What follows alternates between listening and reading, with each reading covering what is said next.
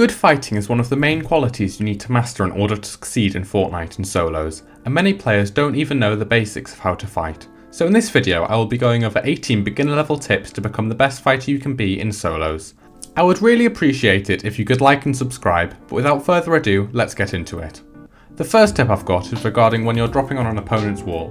A common mistake is just jumping straight in front of the wall so the other player is able to edit a right hand peek and deal significant damage, or piece you and secure the kill. For this reason, walls on the same level should always be approached on a right hand peek. This means you have the advantage on the other player if they edit, and if you place a wall between yourself and the opponent and a cone on the floor, you have the complete advantage in that fight. Here, Vico uses this strategy to secure this kill. Following on from the first tip number 2 is relating to dropping on a wall with a ramp. When you do this, it is almost never necessary or preferable to stand at the bottom of the ramp. This means it's very easy for the other player to edit and the cone or full piece you. The best way to avoid this is to either place an edited cone or ramp at the top of the ramp you're dropping on, or the way I prefer to do it is just to stand at the top edge of the ramp and spray the wall with my SMG or my AR. This means if a cone is placed, I end up standing on top of it and I can back off. Moving on to tip number 3, this is one of the simplest things you could ever learn, but still so many players make this mistake, and it's to never make wide open edits.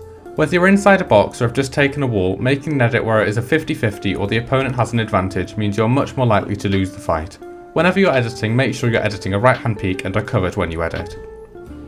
Now the next tip is one that you would never be able to pick up from watching pros, and that's because often they don't follow it, and that's not to take 50-50s when you don't have a health advantage.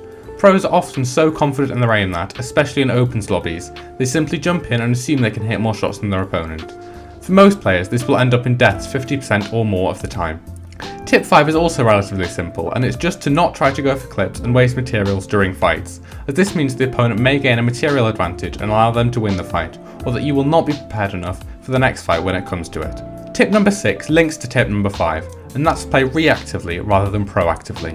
What I mean by this is if an opponent is trying to full edit course, don't do the same thing. Just place a few builds to protect yourself and shoot them while they inevitably open a wide angle at you.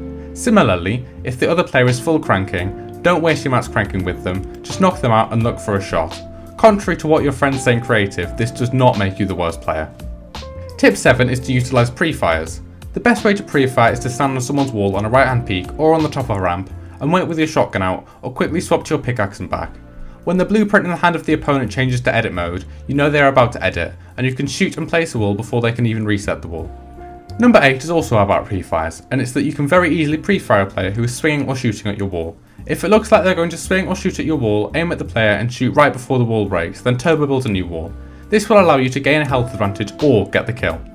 My next tip also links in with this, and that's to never double swing on a wall. This means that you should only ever swing with your pickaxe once at a time on a player's wall. If you double swing, it makes it much easier for the player to pre-fire you or to make an edit and shoot you. Tip number 10 is one that I've got from Reeshub, so credit to him, and the link to his video about this will be in the description. What he noticed that when pros were Mongol Classicing, they were not editing with the ramp from the back to the front of the box, but from the back right to the back left, as this grants you the biggest advantage.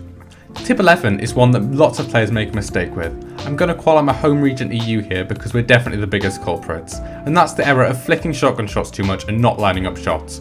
You are much more likely to get a kill if you take a second or so to line up your shot than if you flick and miss and have to wait for shotgun cooldown. One of the best examples of this is if you watch Martos. He always lands up his shots and he's got insane aim. Tip 12 is one that will have to be learned over time, and that's just to approach the enemy from angles they aren't expecting.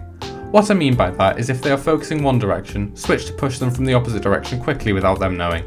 This means you are able to catch them off guard and easily deal significant damage or pick up the kill there and then. Tip 13 is one that is so easy to implement into your games, and that's to always full piece to the right of the opponent's box first. For some reason, almost everyone will run out the side of the box on their left first, so piecing the box on your right will allow you to pick up an easy kill. Moving on, tip 14 is to always switch angles when pressuring a box. This is something that really sets apart pro players from beginners. Most players will just sit on one wall and continuously push that same wall until they either get the wall or the opponent leaves, while pros will never go for the same wall for more than about 5 seconds. This causes the opponent to panic more and gives you more of a chance to surprise them and get the kill easily. Tip 15 is another one relating to pre-fires, and that's an easy way to set up a pre-fire. If you have a wall in front of an opponent, make a wide open edit, then immediately reset it.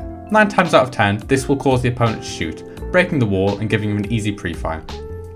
The next tip is one that is so easy I genuinely don't understand why all players haven't started doing it yet, and it's to always place a cone or ramp in the tile in the middle of your box. This means that if the enemy takes the wall, they can't have peace inside of your box, and gives you time to edit the cone or ramp and run out.